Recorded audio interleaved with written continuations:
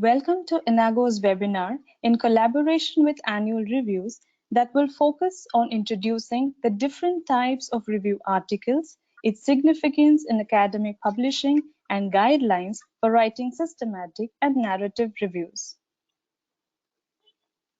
Today we have with us our publication and training consultant, Dr. James Greenwood, and the President and Editor-in-Chief of Annual Reviews, Dr. Richard Gallagher.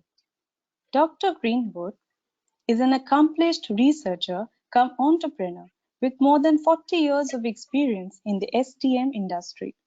His primary areas of research interest are microbiology, epidemiology, and public health.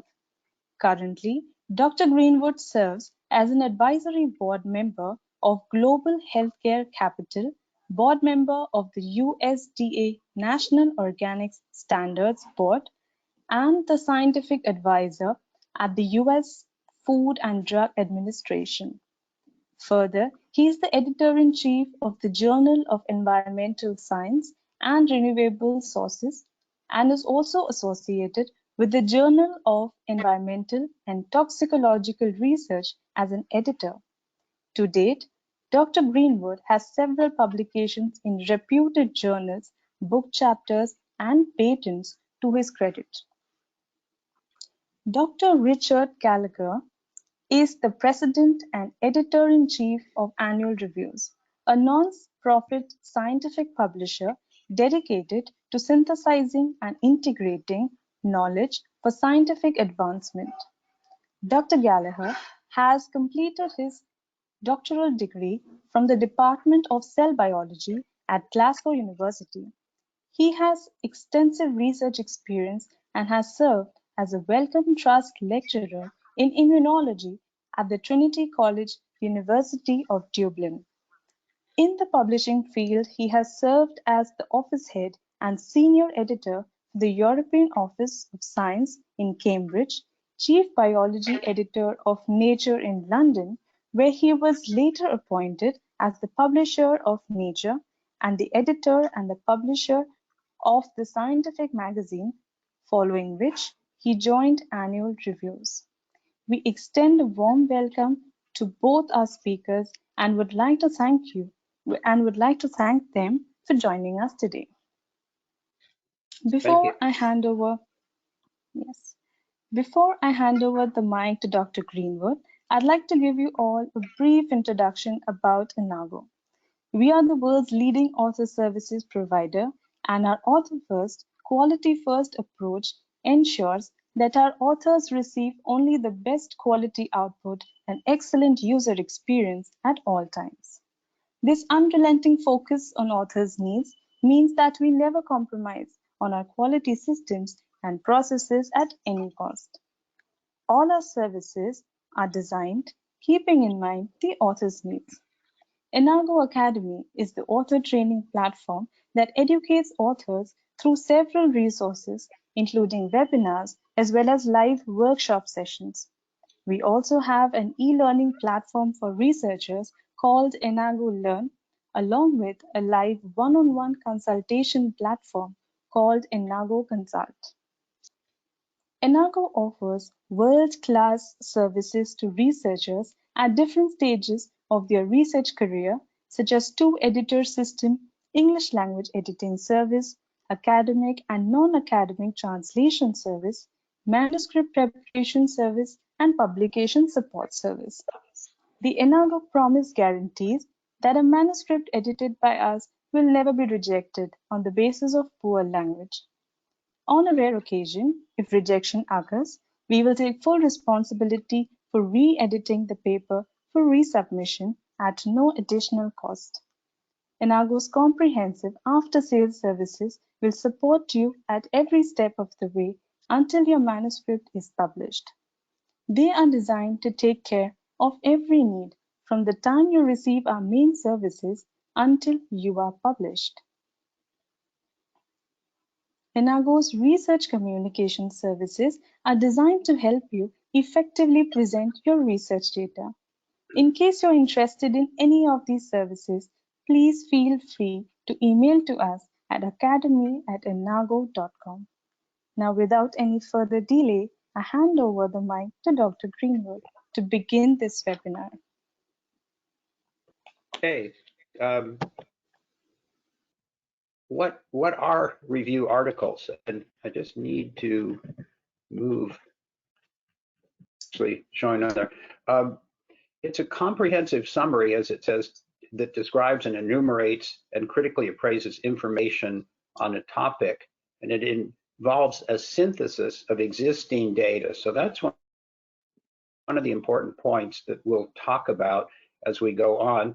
And it can also identify gaps and potential inconsistencies in area for future research. And there's a little cartoon there that talks basically about the writing process, where people have an idea and it seems very easy to put it down on paper, and then suddenly when you look at the blank paper, it's not as easy as it seems like. And so that's, I think, all of us that ever do writing struggle with. It's hard to go from concept to something that's a finished document. So just to also go on, in terms of the difference between a research paper and a review article, and I'm sure many of you out there have written research papers, basically it's a brief description of the experiments conducted and to create a detailed report on the findings. And it's based on primary literature. You formulate a question, you collect data, you analyze it, and then you interpret it. A review article is different in the sense that you critically evaluate previously published information. And so consequently, it's based on secondary literature. So the research paper, again, is primary research experiments versus other people's experience. And then the specific topic is the question that will be reviewed from the existing literature. And so the need for literature review is interesting in the sense that it depends on the particular subject. And before this started, we were talking about COVID, and I'll use some of those examples later on. If there is not a lot of information published, then the need for a review article isn't always necessary, because it's an evolving field. In the more evolved fields, there's more literature and published research, so the need for reviews is far greater, in particular for individuals getting into a new field, rather than having to search for every type of paper. You have the potential to read a good literature review and decide where you as an individual might want to conduct further research when you read it and see where there are certain gaps along the way.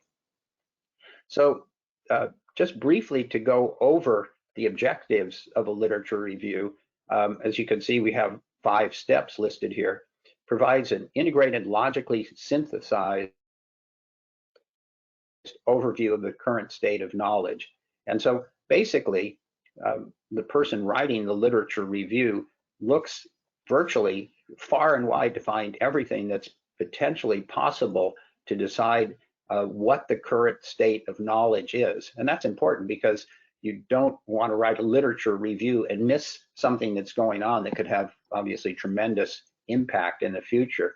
It identifies ambiguities and inconsistencies in the literature, and that's easy to find now. And I'll use again the COVID example. If I'm sure many of you know, there's great discussion about what type of test should be used to tell if someone has disease actively or had it in the past.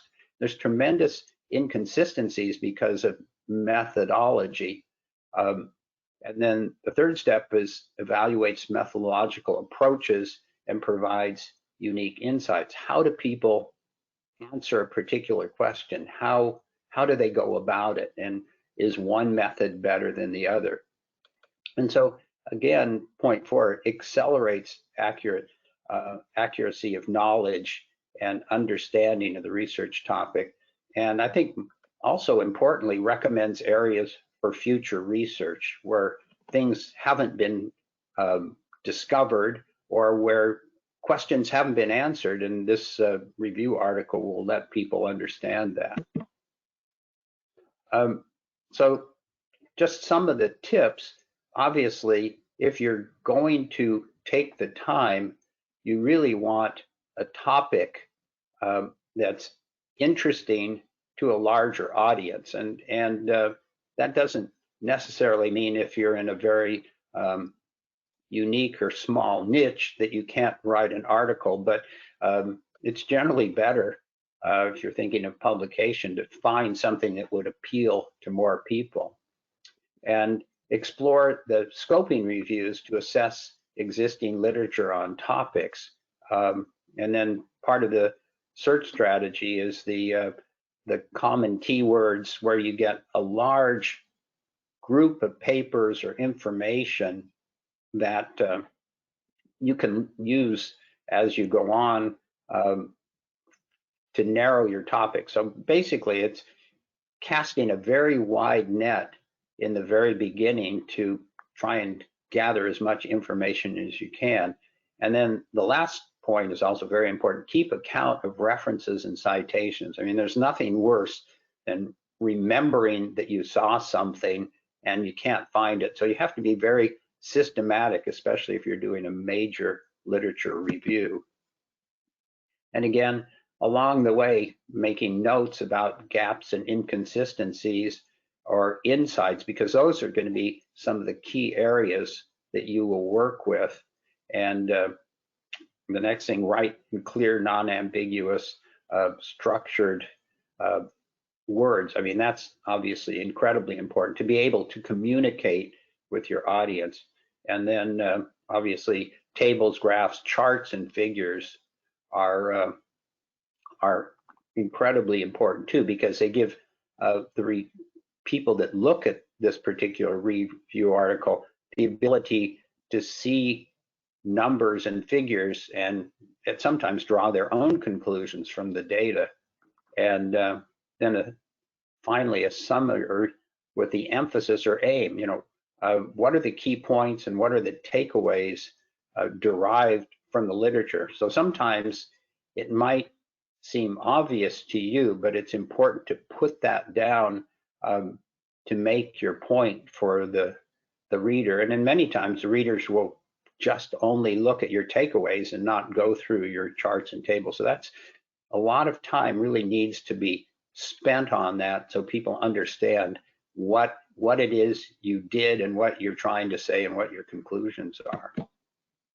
So there's a number of types of literature reviews all the way, and we have them listed as A through F: critical reviews, systematic reviews, narrative reviews, a meta-analysis, scoping reviews, and umbrella reviews. So I'll spend a little bit of time on each of these. Critical reviews are basically what the name implies, a critical evaluation of existing literature. Identifies the most significant findings through detailed examination of the literature, and it can be presented conceptually or chronologically. And sometimes chronological is interesting because you can go through and see the evolution of the scientific thinking, or you could just say conceptually, here it is. The systematic review is comprehensive for research evidence through well-defined work, and the research findings are based on defined eligibility criteria and guidelines. And so that's important because when you're evaluating papers, all papers are not the same, and you need to be cautious about sometimes why the papers have been published. And this gets into particularly into some of the literature that's published by commercial companies. In particular, I think of the medical device industry, where they will have a series that look like review articles, but it's all based on the technology of their particular product. So you have to be careful that you're not doing something that's particularly biased in your review. So the narrative review, as it says, it's a summary of the literature on a topic of interest, providing a sort of an overall interpretation of the topic, identifies gaps, inconsistency, and latest trends in research. So a little different focus in the sense that it's not rigorous in the terms of what papers should be reviewed because they meet a certain standard, but more about how it can be viewed by the audience. So it's more, I think of it more as a narrative review, as sort of a novel where people write about a particular subject and can point out gaps and inconsistencies, not necessarily with the rigorous data. The meta-analysis is combining results from quantitative studies, and these are very important. And again, I'll go back to what's going on in COVID right now. One of the big areas of interest is mass testing that's easier for people to get involved in. And one of the areas is saliva testing, which there's tests for antigen in saliva.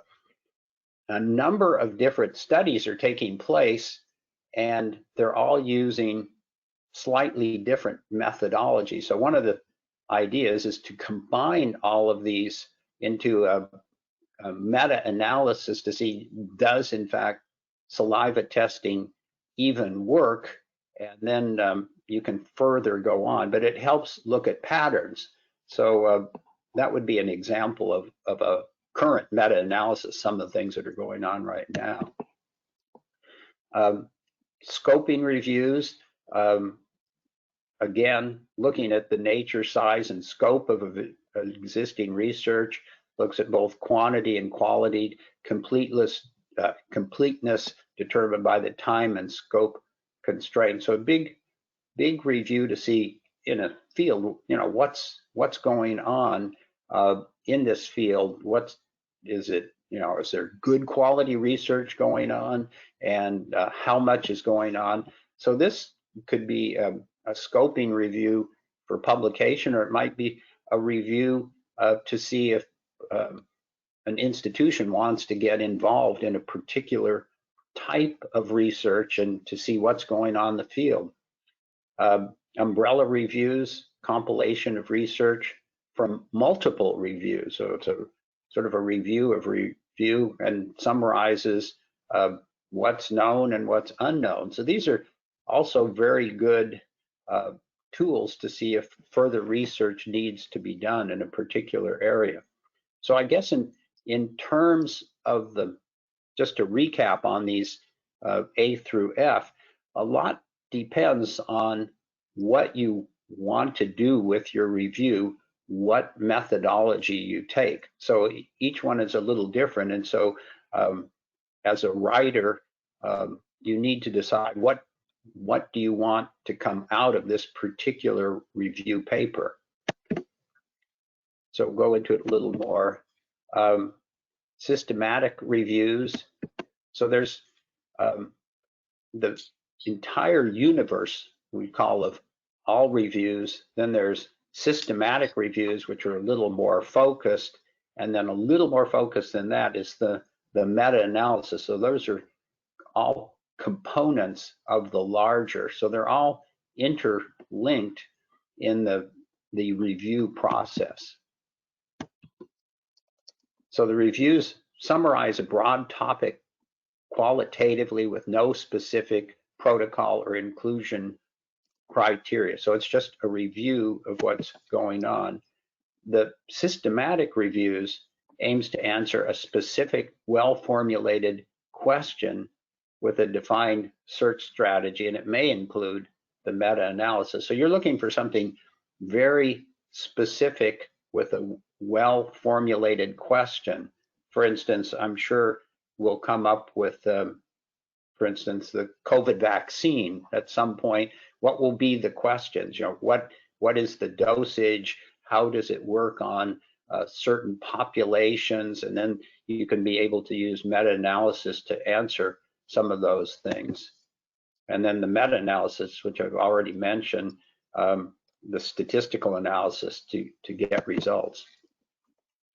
So the characteristics of a good systematic review, first of all, obviously an effective title and clear objectives. And that's incredibly important before you delve into the literature. Obviously, what are you trying to do? What are you trying to say? And then you come up with a strategy, and you want it to be reproducible and transparent. And then it obviously has to be bias free.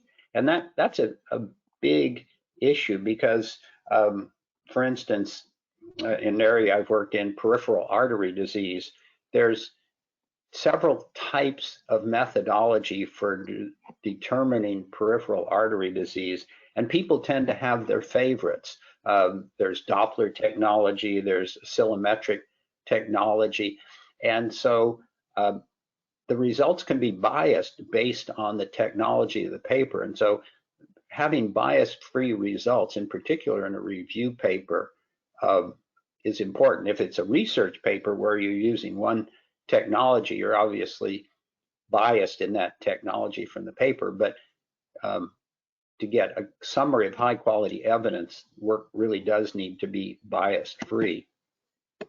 So again, we go back to formulating the question, you know, how do you write this review? Develop clear structure, an unambiguous question. And then there's tools used for framing focused questions, PICOS, SPIDER, SPICE, ECLIPSE, and we'll go through these. So PICOS, population, intervention, comparison, outcomes, study.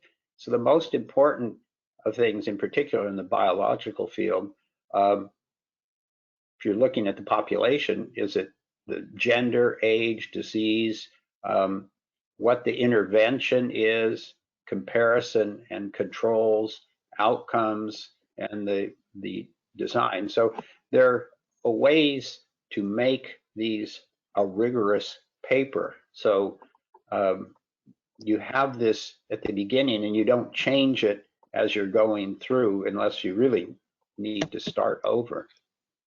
So this is an example of a study question.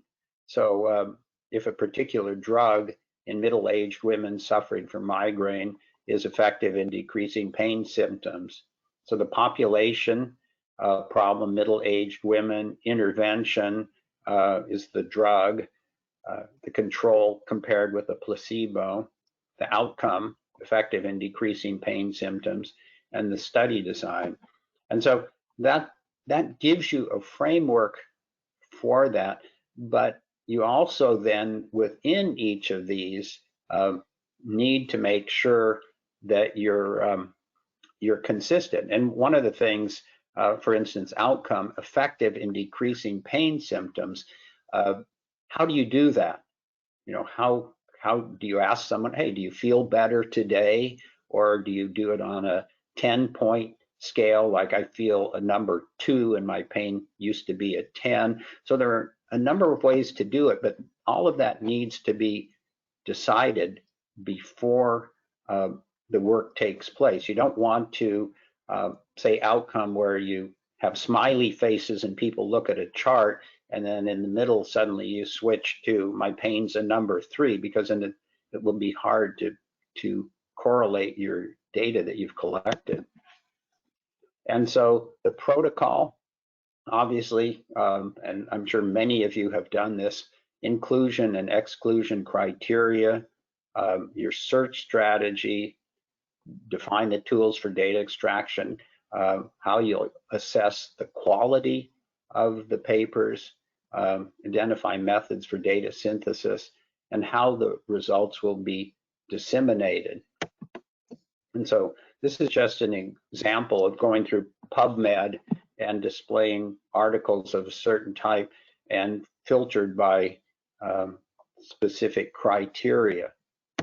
And again, sorted by matching and all.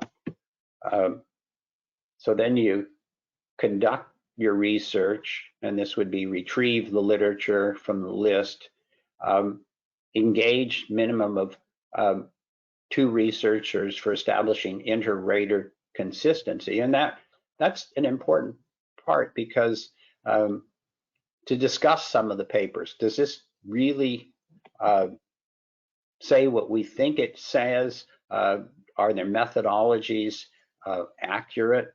And then maintain a search log, again, so you can manage the data, because if you're doing a large review, it's going to take a lot of data, a lot of sources, and it'll be much better if you have a log to keep track of them. And screen the studies for relevance. So there's some studies, and I'm sure, again, many of you have seen them, when you read them, and you say, why was this even published? You know, it's someone maybe was going for tenure, or you see the same similar paper published by the same people 3 or 4 different times.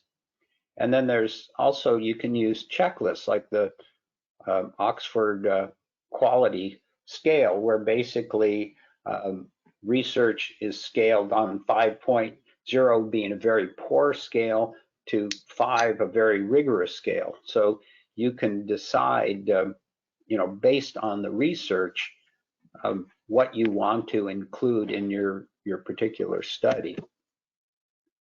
And again, extract the data and record it exactly as reported.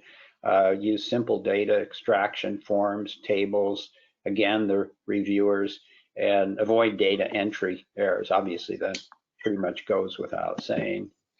And then interpret your results and present your findings, provide recommendations for the practice, and indicate future directions. So you have a lot of data. You now know what's going on in a particular field. How do you write this or communicate it so that all of this work is usable for people and makes sense? And that's one of the reasons, obviously, that people take the time and effort to do these, is to indicate future directions. What's lacking? What's good? Where are the areas for study?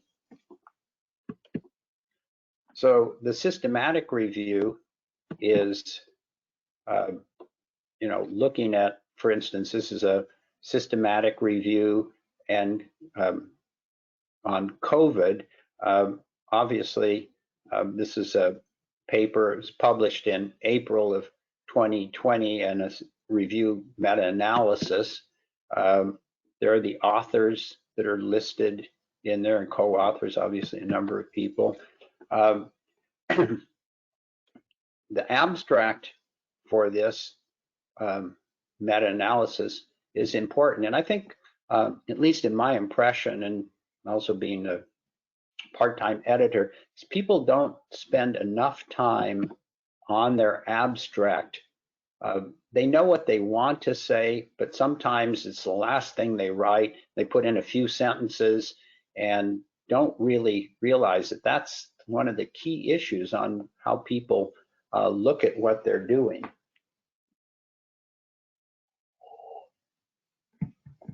So again, abstracts are very important. And if you can see on this particular one, this was basically one of the first reviews on COVID. Literature review with a meta-analysis. They looked at 660 articles. And again, that's what's showing you how important it is to keep track of what you do and how they've analyzed them, because you don't want 660 papers floating around on your desk. And they talk about the number of patients with fever, talk about the conclusion, healthcare facilities, and as it spreads around the country. So obviously, This was sort of a prescient paper because obviously it's gone even further since that. So here, talk about the rationale for the study and the introduction, and you go down newly emerging zoonotic disease and appeared in December 2019. So this is all fairly well known now, but not as well known when this was published.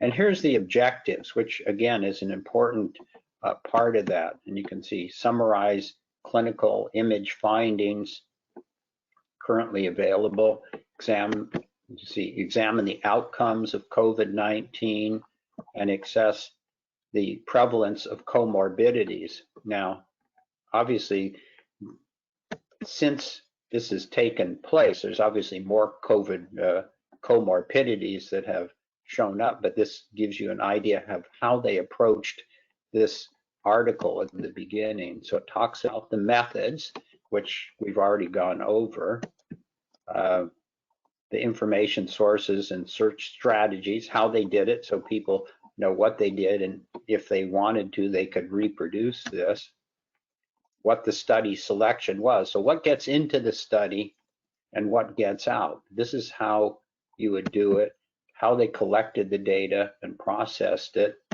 and their assessment of the methodology to see how their data was and how accurate it was, and use some random effects modeling for that. So here's their results, and so this shows the research study, and they have obviously the most significant findings, talking about cardiovascular disease and all,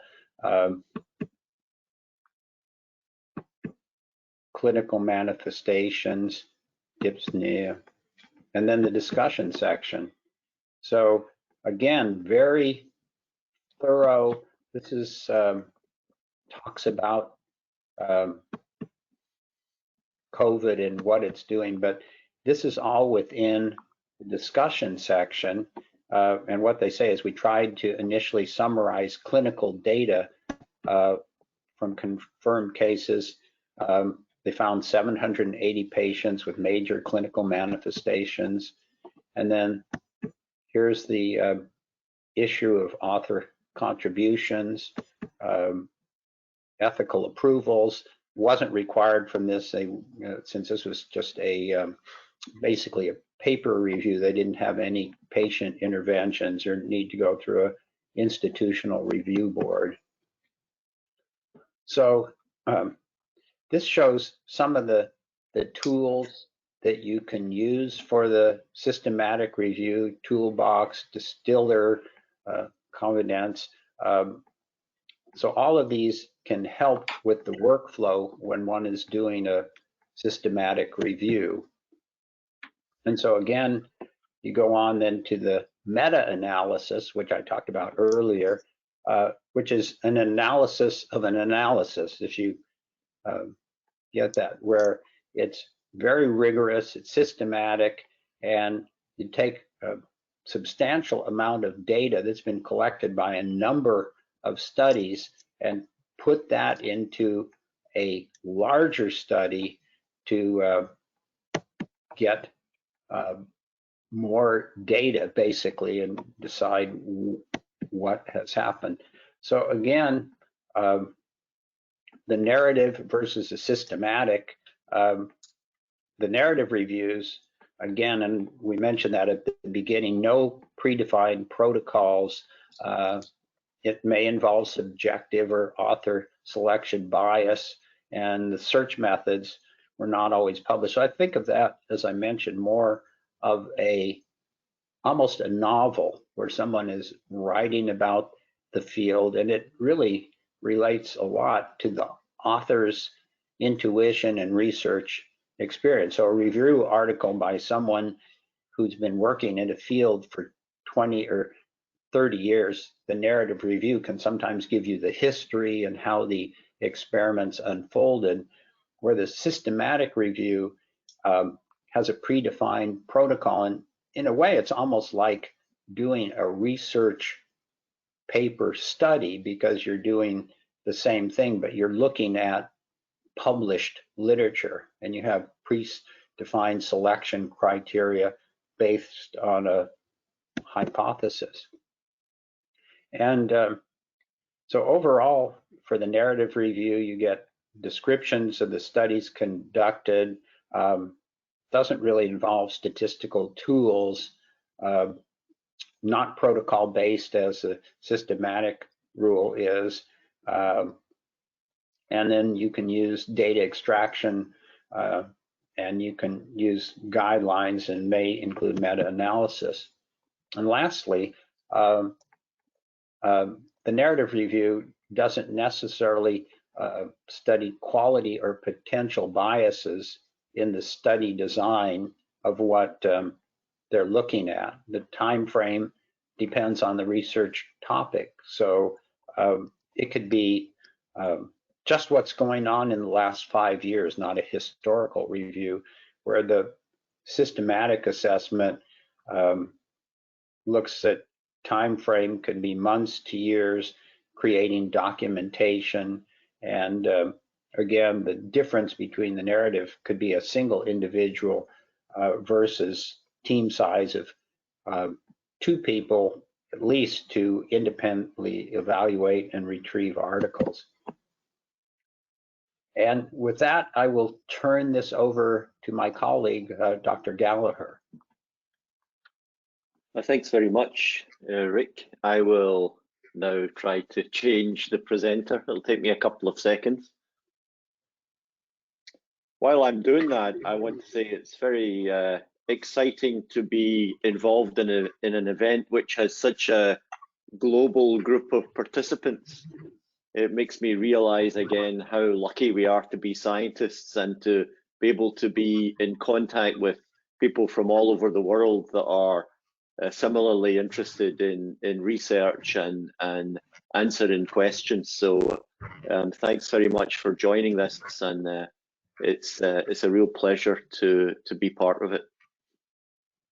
Well, as I say, it's a privilege for me to talk about reviews, and I think it's also important that the review literature is representative of the expertise and the perspectives of researchers from all over the world. So I hope that everyone will take the time to write a review at some point in their career. The next slide is a summary of the remarks that I'm going to make. I'll touch on narrative and systematic reviews, essentially paraphrasing what Dr. Greenwood has just told you. I'll describe what I think are the characteristics of a good narrative. And by the way, the word narrative really just means story. So Rick described it as a novel, and I think that's a good way of thinking about it. Really what you're trying to tell is a story about a piece of science. I want to talk about why you might want to be the author of the review, and if you do want to be an author, when you should write it and where you should publish it. I'll give you my tips for writing, and if I have time, and Kriti, please let me know if I should stop, I'll give you some information about the company that I work for, which is Annual Reviews. I want to start with a brief comparison of systematic and narrative reviews. The goal of all reviews, systematic or narrative, is to summarize the current state of a topic. As you know, the vast majority of research articles are primary papers. They report on a small number of experiments in great detail. They describe how the work was performed. They present the data that was gathered, they analyze it, and they interpret it. They're the kind of on-the-ground reports of your science. Reviews, in contrast, provide a kind of bird's eye view of findings of hundreds of research papers. They present the research landscape rather than the on-the-ground view of science. And as Rick said, systemic and narrative reviews have different functions. I've listed some of the differentiating features. Systematic reviews tend to be focused on a particular often quite narrow topic. They are comprehensive, they assess all of the relevant literature on that topic, and they do it in a very objective manner. Typically, systematic reviews deal with quantitative research, and they often provide statistical analysis of data sets from numerous papers and meta-analysis, again, as Rick says. They're often written by a team of authors, pooling their expertise and their points and their ability to analyze. And I would argue that areas where systematic reviews are especially helpful are in areas like healthcare or public policy, public health, areas that Rick works in, incidentally, and environmental analysis.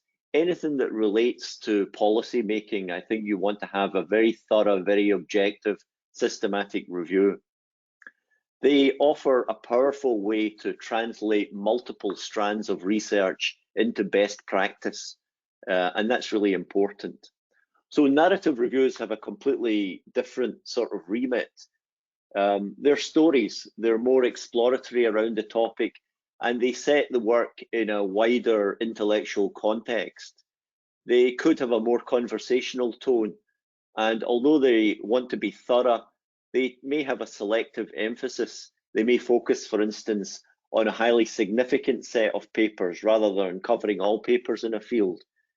And you often get the author's views and ideas about the field, which can be particularly useful if the author is a critical thinker or someone who's made major contributions over a long period of time. It's great to get those personal insights, but they should be clearly indicated. If you're writing a review and you want to make a personal comment, you should say, this is my personal view of this. It should be sort of bounded as something that's not an objective review. It's your or component. It's your opinion. You might also include some theory and some methods, and their purpose is more to build the knowledge base for further research, and they're relevant to really any area of study. So they're very different, and I don't see the narrative and systematic reviews as being competitive. They're really both necessary, and they're sort of collaborative in a way. So what does a good narrative review cover? I think it covers 4 different things. First of all, and most importantly, I think it captures the current understanding of a topic, including what's well supported, what's essentially close to being fact, if anything is fact in science, what we know as almost certain to be true about a subject, and then some more recent studies which maybe are a little bit more controversial. You need to distinguish between this certain knowledge and this tentative knowledge. Secondly, we can learn a lot about science from history. The historical context is really important, and it's sort of underplayed in science. It's a good way of understanding how your field came to be and where the future directions are going to be. The same as with any area of human activity. The history is really something that you want to understand because it gives the underpinnings of how we got to where we are today. The opposite of that is looking ahead. A good review lays out what we don't know. It describes the major questions that have yet to be answered, and in doing so, it helps set the course for study in upcoming years. And lastly, I think reviews really outline the practical applications and the general significance of research to society. All of us are very lucky to be involved in doing something like science, and part of what we need to do is to explain to the other members of society why it's valuable to support science and what our science is going to do to improve the environment, or to improve our health, or to improve some other aspect of being a human, of ensuring that the planet is in better shape for future generations than it is at the moment, that we leave things better than we found it. So it's important to include the practical applications and the general significance of the research to society. So these 4 components really contribute to the narrative review's value. They summarize our knowledge of ourselves, of our planet, and sometimes of our universe. Why might you choose to write a review? You have to devote a large amount of time to doing a good job. What's the reason for doing it? And I think there are 2 main reasons. One is as a service to science and to the wider community. People that want to read reviews are researchers who need to keep abreast of their field and integrate the latest information into their own activities, or researchers that want an introduction to new fields with a view to developing an interface between different areas of science. They want to read a strong review.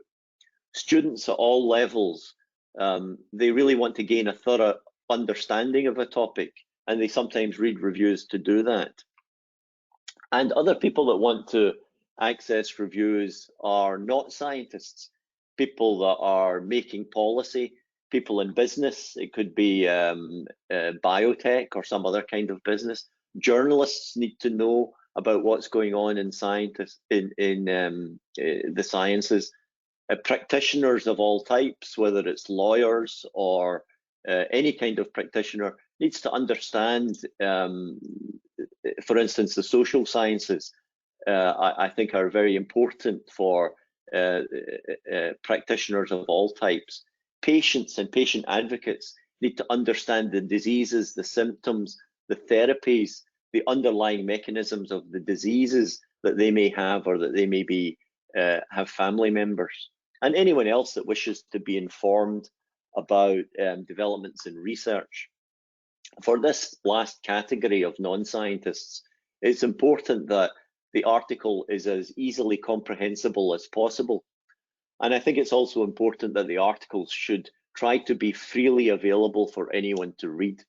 There's a huge movement to open access at the moment, and open access of reviews, I think, is a particularly laudable and important goal.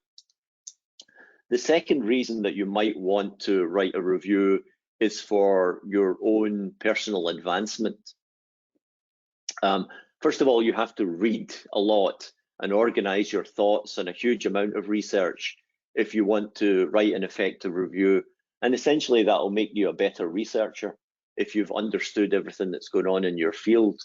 It will also help your profile and contribute to your career. Generally, reviews are read a lot relative to the primary literature, and they have a long shelf life.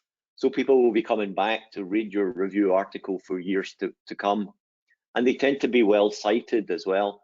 So writing a review can help to, raise your profile in the research community. And that's another strong reason for writing a review. So let's say you are interested in writing a review article. When is a good time to do it, and where should you publish it? So for when do you write a review? First of all, there needs to be a critical mass of new results and ideas to write about. If there's too little, there's no need for a review. And if you leave it too late so that there's too much, then someone else will have taken the opportunity before you do. So you need to find the right moment when people are interested in a topic and there's enough to say, and that's when you should write your review. For a narrative review, it's useful if the author adds something of value, some sort of experience or insight.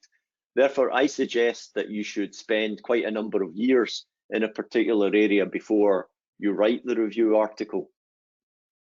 And also, as I've said, to contribute a valuable review, you need to spend a lot of time reading and summarizing the literature. It really does take a lot of time, so you need to be in a position where you can devote the time to doing that if you want to do a really good job. So you need to be at a stage in your career where you can give some time over to doing this non-research work. Where you should publish, I think, is a matter of personal taste. Almost all journals, including the multidisciplinary ones like Science and Nature, publish good reviews. And there are even some review-only journals like the ones that Annual Reviews publishes. And lots of scientific magazines publish some form of reviews, short form reviews. So there's plenty of opportunities to publish a review. You should spend time looking for articles and style that you'd like to write. So find the outlet or the journal that best suits what you want to do, and then follow the instructions that publication has. If I wanted to write a review, what I would do would be to prepare a thorough outline with section headings and maybe a 2-sentence summary for each section. And then I'd write a cover letter that makes the case for why a review is needed and why I'm the right person to do it. Some journals, such as the journals that I work for, Annual Reviews, are invitation only. So you shouldn't submit a full article to Annual Reviews without being invited. We will just send it right back to you. You need to go through the process of receiving an invitation before you start writing the review. That's not true for other journals. In some, you can submit the review directly, but the most important thing is to follow the instructions for any particular journal that you're interested in. Okay, so I want to turn my advice to giving some advice on what I think makes a good narrative review, a story review. Some of this you might find a little bit controversial, but I feel that scientific articles tend to often be rather dreary and difficult to read. If an article is easy to read, and dare I say, if it's a little bit enjoyable to read, then it will get a lot more attention.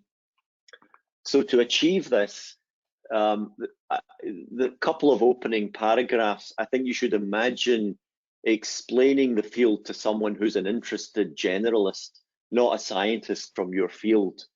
What is it that makes the questions interesting, and what makes the findings of wide potential importance? What are the opportunities for the field, and why does it excite you? If you do this and the whole article is in short, simple sentences, and you avoid jargon and give a full explanation of the jargon where you can't, then I think you're on the way to writing a really good article. I suggest that you choose a pretty short title that attracts people's attention. So I've given an example there. I would rather read an article that had the title Cultural Evolution in Animals, and not one that was given the title An Integrative Framework for Understanding the Mechanisms and Consequences of the Evolution of Transmission of Behavior through Social Learning in Animals. That second title is probably a bit more accurate, but it's not going to draw me in. It's not going to make me feel that I'm going to have a relatively enjoyable and general read. And I think that you want to put people in a more relaxed frame of mind. Overview figures are incredibly important to reviews for several reasons. First of all, our brains respond to visual information. So figures really do aid with the understanding of difficult concepts. They also, break up the presentations and they also increase the value and usage of your review. So if you do have a couple of good figures, lots of people will use them in their presentations. And so your name and your ideas will be transmitted even by other people than yourself. You should check and see if the journal that you're interested in working with employs its own illustrators, in which case you could focus on giving just outlines of the figures and the illustrators will work with you on the execution. So at Annual Reviews, we have a team of, I think, 11 illustrators, and they work with our authors to make the figures really nice to look at and really easy to understand. And I think that that's a big value of of writing a review article with a journal like ours is you get this additional service. Let me go on to the next page. So include a lot of figures, useful figures. You know the phrase, a picture is worth 1,000 words. I think that's true in a lot of cases. But not just figures. I think that you should try to include multiple entry points into an article. Tables are helpful, sidebars where you give a little explanation of a subtopic. Bulleted lists of things are good summaries, so that people can remind themselves of what they've just read or what they're about to read. Use all the ways of making information available. Even although you're telling a story, there's lots of different ways that you can add value to that story by having all these additional entry points. Again, one of the benefits of reading a review is that it's more than a list of research papers. You want to get the author's point of view, the author's philosophy. You want to get a sense of the excitement and fascination of science and the satisfaction of thinking about complex problems. And it's very valuable to get this the sense of science as a human pursuit across. I don't think that as a community we do a good enough job of explaining what science means to us at a very personal level, and reviews are one good way of doing this. So you should also include a closing section, as I said, on the real world significance of the topic. That's very important as well. So that's my advice on how to write a good review, and I think that these slides are available, and if you want to discuss it with me more, then you can certainly do that. I'm looking to see what time it is. I can't quite see. I want to know if you want me to stop now or if you want me to go on and talk about how annual reviews works. Priti, could you let me know what you think is the right approach now?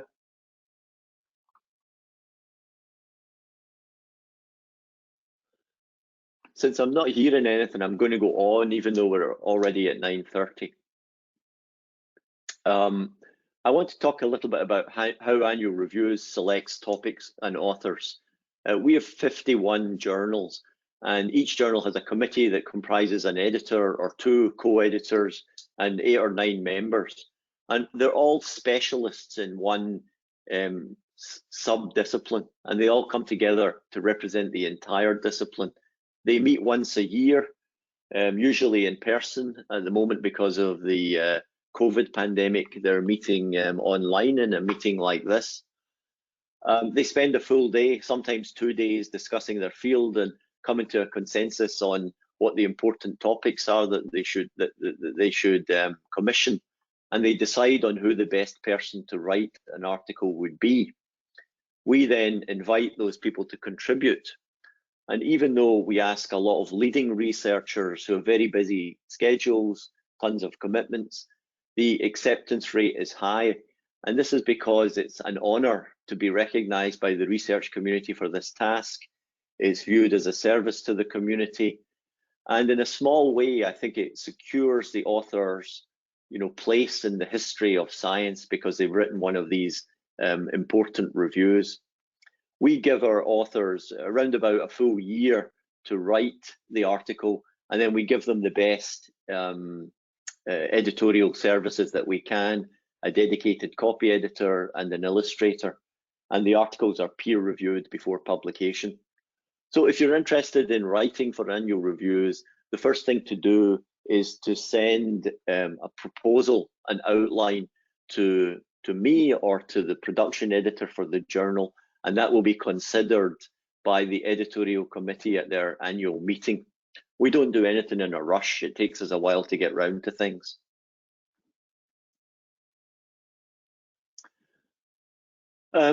I want to look at the impact that annual reviews has. We publish 51 journals, only about 1,200 articles a year, and they cover life sciences, biomedical sciences, agriculture, physical sciences, social sciences, and economics. In the journal citation report for 2019, published by Clarivate, 17 of our journals were ranked #1 in a field, 11 were ranked as #2, 7 were ranked as #3, and so on and so forth. This is phenomenal for these relatively small review journals to be ranked so highly in their categories. And these categories will often include a couple of hundred journals. And the reason for this is that review articles tend to be very highly cited. So the journals tend to be ranked very highly in terms of impact factors.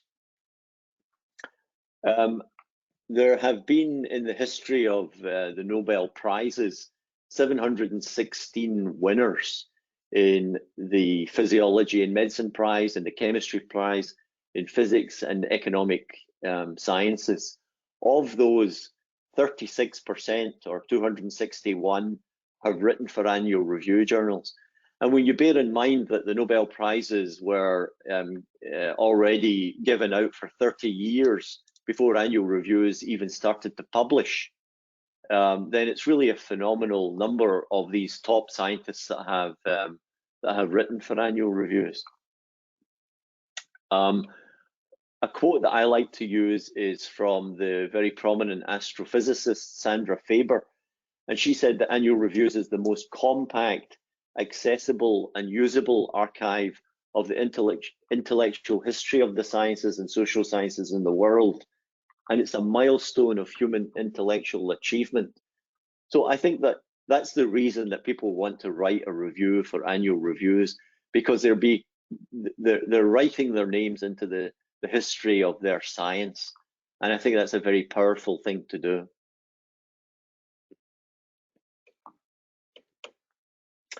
I think that's last slide is about annual reviews as an organization.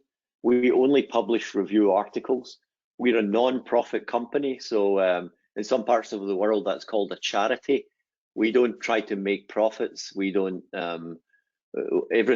all the money that we earn in subscriptions, we spend on making our products better. Our journals are run by scientists and they're for scientists. We have about 90 members of staff. We think of our partners as librarians. And I want to mention that we publish a free scientific magazine that you can go to and read incredibly interesting science content. It's called Knowable Magazine, and it covers everything, all the areas that annual reviews covers. You'll find some really interesting stuff there, and I encourage you to read it. The mission of annual reviews, as was said at the beginning, is that we're dedicated to synthesizing and integrating knowledge for the progress of science and the benefit of society. That's as much as I have to say. Thanks very much for your attention, and I've given my email address and my Twitter address as well in case you want to contact me. So thanks very much. Thank you, Dr. Greenwood and Dr. Gallagher, for an enlightening session. Our attendees have certainly gained a lot of critical information. Thank you very much, everyone. Yeah. Have a good evening. Yeah, thank you. It's been a pleasure.